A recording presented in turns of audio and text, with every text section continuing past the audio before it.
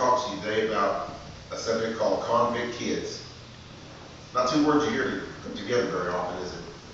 Well, it's something that shouldn't be put together at all, because children really shouldn't be convicts or in prison. But it does happen. There are laws that affect only juveniles. There are laws that affect adults. But the issue that I'm going to talk to you about today is when children are convicted as adults. And that's something that shouldn't take place in this country, in my opinion. And I'm going to tell you why.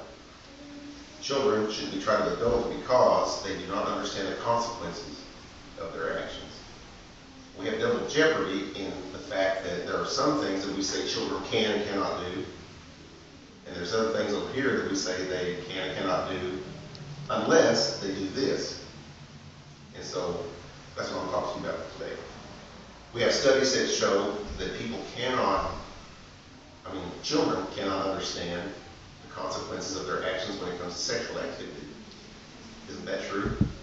And we have a number of laws against that.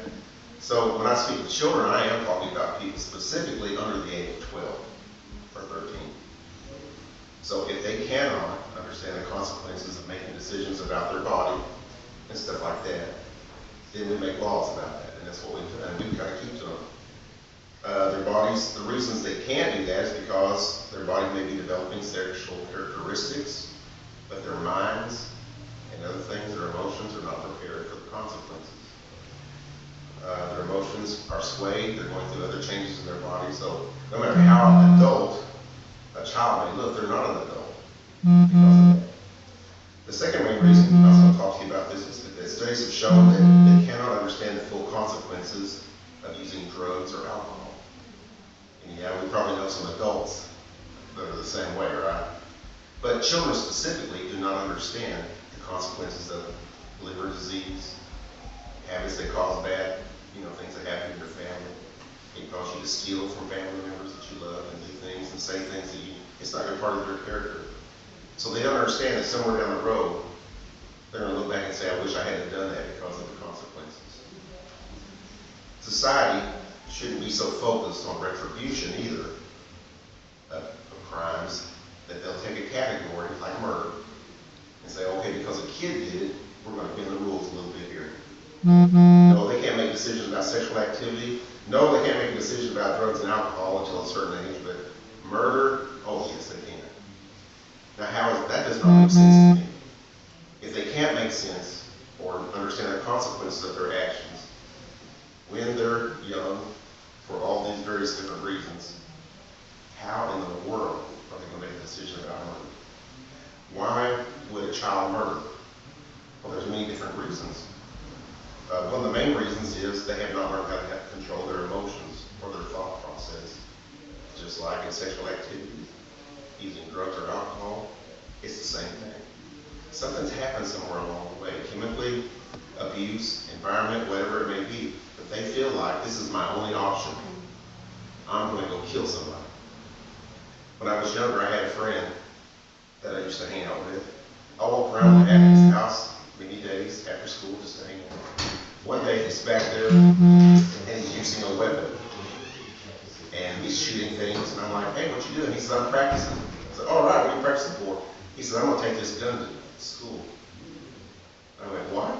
He says, yeah, I'm tired of Mr. Burgess, our math teacher. He's making me feel like an idiot for the last time. And so I'm talking about, are you really seriously going to do that? So we talked it out. I don't know if he really meant to do it or not, but the fact of the matter is, we've had a lot of school shootings. So that's not a new thing. People have always probably, as children, want to go do something, something to somebody. And so we need people that are willing to stand in the gap.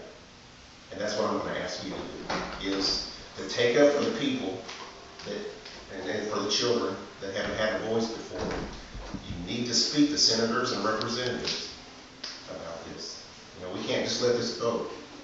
There's so many publications by the Department of Justice, and one of them that I want to share with you is Trying Juveniles as an Adult is available in every state. And in Oklahoma alone, there's a judicial review that can do it. That means a judge can just decide to do it. The district attorney can decide, yeah, we're going to try them as an adult.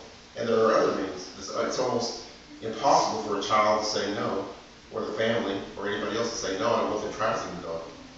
If the justice system feels like that's something that needs to be done. So, these are three main things I want to leave you with. Children do not understand the consequences of making choices about their bodies. Do you agree? Okay, since we agree about that, the next one I want to talk to you about is children do not understand the consequences of making decisions about others. Right? We're talking about children here. And finally, children should not be tried as adults. And if you believe that, this is what I want you to do. I want you to contact a senator or a representative. I have information about how we can do that today after my little discussion here.